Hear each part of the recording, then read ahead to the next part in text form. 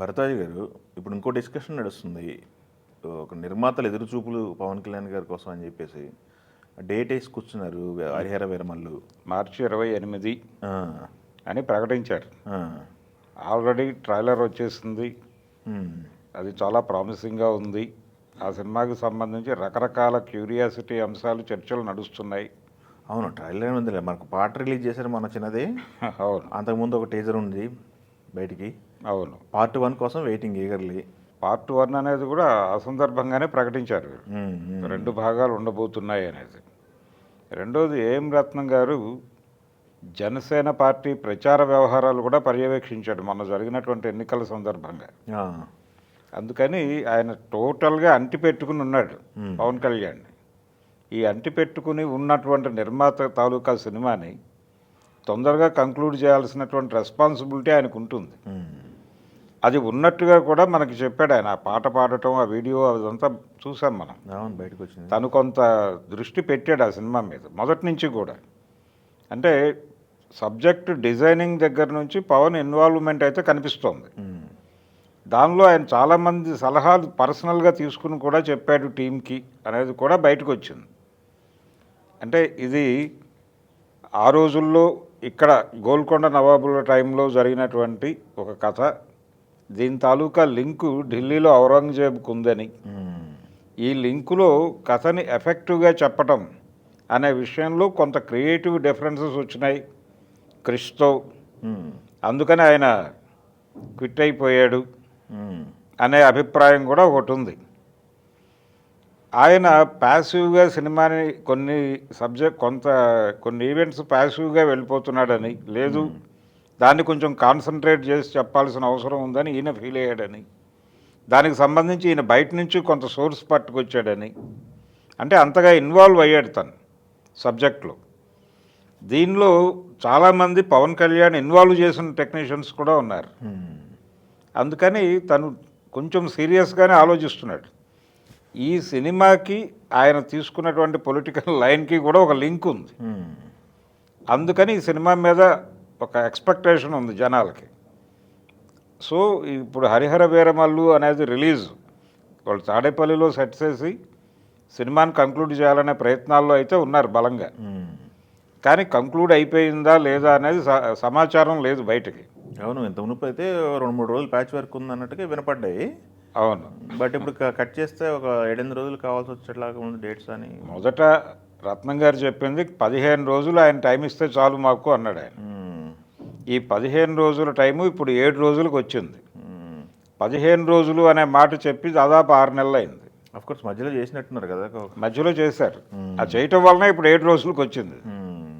ఈ 7 రోజుల్లో patch work complete చేసి సినిమాని కంక్లూడ్ చేయాలి, సెన్సార్కి పంపించాలి.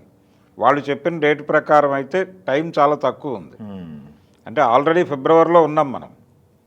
నెక్స్ట్ మంత్ ఎండింగ్కి సినిమా వచ్చేయాలి. ఇది కంక్లూడ్ అయిపోయి సెన్సార్కి వెళ్ళటం ఆ పని అంతా జరుగుతున్న క్రమంలోనే ఈ ప్రమోషనల్ యాక్టివిటీ మొదలు పెట్టాలి. రెండోది ఈ క్యారెక్టర్ని వీళ్ళు పాన్ ఇండియా లెవెల్లో ప్రజెంట్ చేయాలనుకుంటున్నారు సినిమాని. పాన్ ఇండియా లెవెల్లో చేయాలంటే ఈ క్యారెక్టర్ని పరిచయం చేయాలి. అక్కడ కూడా పరిచయం చేయకపోతే, క్యారెక్టర్ని పరిచయం చేయకపోతే ఏం జరుగుతుందో ఒక ఎక్స్పీరియన్స్ ఉంది మనకి. సైరా నరసింహారెడ్డి సినిమాకి సంబంధించి జరిగిన లోపం అదే. ఆ క్యారెక్టర్ని వీళ్ళు ఆ సినిమాని ఎక్కడైతే ప్రమోట్ చేస్తున్నారో ఆ ప్రమోట్ చేసిన మార్కెట్లలో ఇంట్రడ్యూస్ చేయాల, పరిచయం చేసి ముందు ఆ క్యారెక్టర్ని ఎక్కించాలి. అక్కడ ఎక్కించిన తర్వాత సినిమాకి ఆటోమేటిక్గా ఆడియన్స్ వస్తారు. అది జరగకపోవడం వలన ఏం జరిగిందో వీళ్ళకి తెలుసు. అవును, అందుకని దీనికి డెఫినెట్గా టైం కావాలి. టైం కావాలంటే వీళ్ళకి రిలీజ్ డేట్ మీద కాన్ఫిడెన్స్ రావాలి. ఆ కాన్ఫిడెన్స్ రావాలంటే షూటింగ్ కంప్లీట్ అవ్వాలి. ఇన్ని తిరుగుతున్నాయి దాని చుట్టూ. అందుకని ఈ 7 రోజులు అనేది నిజమా కాదా, అసలు సినిమా ఎలా కంక్లూడ్ చేస్తున్నారు, ఏ పరిస్థితుల్లో ఉంది అనేది అభిమానుల్లో ఒక ఆందోళన అయితే మొదలైంది. కంగారుగా గబగబా తీసేసి ఏదో రిలీజ్ డేట్ అనుకున్నాం కాబట్టి పుష్ చేసి రిలీజ్ చేద్దాం అనుకుంటే కుదిరే వ్యవహారం కాదు ఇది. కాదుగా, చాలా ఈజీ వర్క్ కనుక అన్నీ ఉన్నాయి కదా.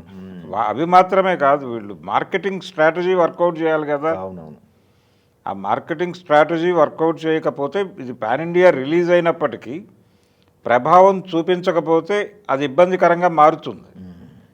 అందుకని తాము ఏ మార్కెట్ని అయితే ఎంచుకుంటున్నారో ఆ మార్కెట్లోకి ముందు ఈ పాత్రని ఎక్కించాలి. దానికి కొంచెం టైం పడుతుంది, బ్రీతింగ్ స్పేస్ కావాలి, మార్కెటింగ్ కావాలి సినిమా. అందుకని డెఫినెట్గా వాళ్ళు తొందరగా వారం 10 రోజుల్లో తేలాల్సిన సందర్భం ఇది. కనీసం ఫిబ్రవరి 15వ తారీఖుకైనా క్లారిటీ వచ్చేస్తే తప్ప అవును. వీళ్ళు అనుకున్న మార్కెట్లకు సినిమాని పంపు చేయడం కుదరదు. ఓకే. అందుకని రత్నం గారు కొంచెం టెన్షన్గా ఉన్నాడు. ఇంకోటి ఏమో ఓజీ ఉన్నట్టుంది కదా ఆయనకి. అవును, ఓజీ ఉంది. వాళ్ళు ఈ సినిమాని తొందరగా ఇది అయిపోతే తప్ప అటువైపు దృష్టి పెట్టే పరిస్థితులు ఈయన లేడు. ఈ లోపు రకరకాల యాక్టివిటీస్ ఉన్నాయి. ఇప్పుడు ఢిల్లీ ఎలక్షన్స్ ఉన్నాయి, టైం అయిపోయింది, ఇంకో 2 రోజులే. కాబట్టి అదొక హడావిడి. ఈయన వెళ్తాడు అని ప్రచారం జరిగింది, కానీ వెళ్తాడా లేదా అనేది కన్ఫ్యూజనే. చంద్రబాబు గారు వెళ్ళొచ్చేసాడు, అయిపోయింది.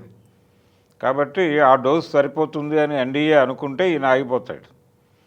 ఏది ఏమైనా లోకల్గా కూడా చాలా ఇష్యూస్ నడుస్తున్నాయి ఆయనకు సంబంధించి. అందుకని కొంచెం కాన్సన్ట్రేట్ చేయాల్సిన అవసరం ఉంది. ఆ ప్లేస్లో ఇంకెవరినో పట్టుకొచ్చి ఆయన మేనేజ్ చేస్తాడనే ప్రచారం జరిగింది, కానీ అది కూడా ఎక్కడ కనిపించట్లేదు. అంటే నాగబాబు గారికి క్యాబినెట్లో ప్రామినెంట్ రోల్ ఇస్తున్నారు అని ఈ మధ్య 1 నెల క్రితం ప్రచారం జరిగింది, కానీ అది కూడా ఆ ఛాయలు ఎక్కడ కనిపించటం లేదు. ఆయన ప్రచారంలో ఉన్నాడు, మీటింగ్స్లో పాల్గొంటున్నాడు, మాట్లాడుతున్నాడు నాగబాబు గారు. ఆ గొడవ జరుగుతోంది, కానీ యాక్టివ్ రోల్ ఆయన తీసుకుంటున్నట్టుగా కనిపించట్లేదు. ఇప్పటికీ కూడా ఈయనే పార్టీ ఆఫీస్లో కూర్చుని ఆయన ప్రజల నుంచి ఫిర్యాదులు తీసుకునే ప్రోగ్రాం కూడా ఆయనే స్వయంగా కూర్చుని చేస్తున్నాడు. ఈ యాక్టివిటీస్ అన్నీ భుజం మీద ఉన్నాయి. ఇప్పుడు వీటన్నిటినీ చూసుకుంటూ ఈ సినిమాకి టైం కేటాయించాల్సినటువంటి పరిస్థితి. ఓకే. గతంలో ఇలాంటి సందర్భం ఒక ముఖ్యమంత్రి గారికి వచ్చినప్పుడు ఆయన సెట్లోనే ఫైల్స్ చూసిన సందర్భం చూసాం మనం. మరి అలాంటి ప్రయత్నం ఏదన్నా ఈయన చేయగలిగితే కొంతవరకు ఇది కంప్లీట్ అవుతుంది సినిమా. ఈ సినిమాని కంక్లూడ్ చేసి అర్జెంటుగా, అంటే ముందు 28 అనే డేట్ అనుకుంటే అది నిజమే అయితే, ఆ డేట్కే ఫిక్స్ అయి ఉంటే ఇది 15వ తారీఖు లోపు కంక్లూడ్ కావాలి. కాబట్టి 15వ తారీఖు లోపు ఏం జరుగుతుందో చూద్దాం.